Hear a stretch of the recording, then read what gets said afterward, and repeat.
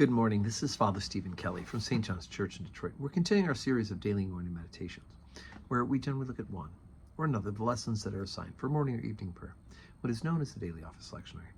Today for Friday, let's take a look at the Old Testament lesson that's assigned for evening prayer, and that is from Jeremiah the prophet. We haven't talked much about Jeremiah, but he's a contemporary of Isaiah. They kind of overlap each other, and Jeremiah is telling the people of Israel why it is that they are being cast out of the promised land, that they have to go into exile. And so we've been dealing at evening prayer the last couple of weeks with Jeremiah and all of the reality that God has put this word in Jeremiah's lip, and then warned Jeremiah that the people aren't going to listen to him anyway because their hearts are hardened. So chapter 9, beginning at verse number 17. Thus saith the Lord of hosts, consider ye, and call for the mourning women, that they may come, and send for cunning women, that they may come. And let them make haste, and take up a wailing for us, that our eyes may run down with tears, and our eyelids gush out with waters. For a voice of wailing is heard out in Zion. How are we spoiled? We are greatly confounded, because we have forsaken the land, because our dwellings have cast us out. Yet hear the word of the Lord, O ye women, and let your ear receive the word of his mouth, and teach your daughters wailing, and every one her neighbor lamentation. For death is come up into our windows, and is entered into our palaces, to cut off the children from without, and the young men from the streets. Speak, thus saith the Lord, even the carcasses of men shall fall as dung upon the open field, and as the handful after the harvestmen, and none shall gather them. Thus saith the Lord, let not the wise man glory in his wisdom, neither let the mighty man glory in his might.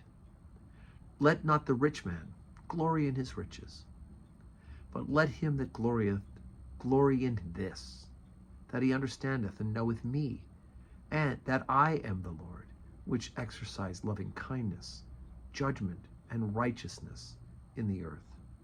For in these things I delight, saith the Lord. Okay, so obviously not happy news, but God is, through the prophet Jeremiah, is warning the women who wail, and the women, when he says mourning women, it's M-O-U-R, right, to mourn as in to wail, rather than mourning as in early risers, that they come and they lament, that they give sorrow. And we hear about when we do the Stations of the Cross, which happens on Friday, right? When we do the Stations of the Cross, we talk about the women, Jesus meets the women of Jerusalem who are weeping and wailing for him. And so he says, you have plenty to weep and wail for, Jeremiah says, because this is what's coming for the unfaithfulness.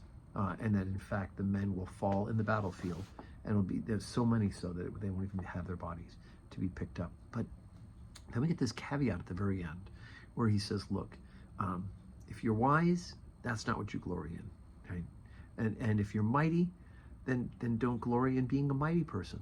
And if you're rich, you can't glory in your riches.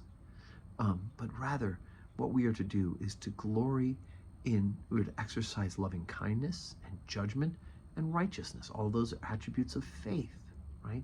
Because that's who God is. He is loving, kind. He's kind and loving. He executes justice, and he does so, judgment with righteousness. Because these are the things, he says, that he delights in.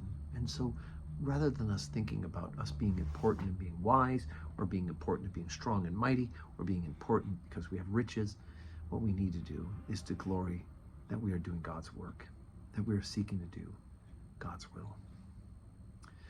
Let's say today's Friday. So big day today. We have 11:15 Holy Communion, and then we have noon, we have Stations of the Cross. I hope you'll join us for that. It's a wonderful Lenten devotion. It takes about 25 minutes, and we'll have benediction immediately following, another couple of minutes. But it's well worth taking the time to come down here to St. John's and to join us for Stations of the Cross at noon. And I hope that your Friday is a day that is full of blessings.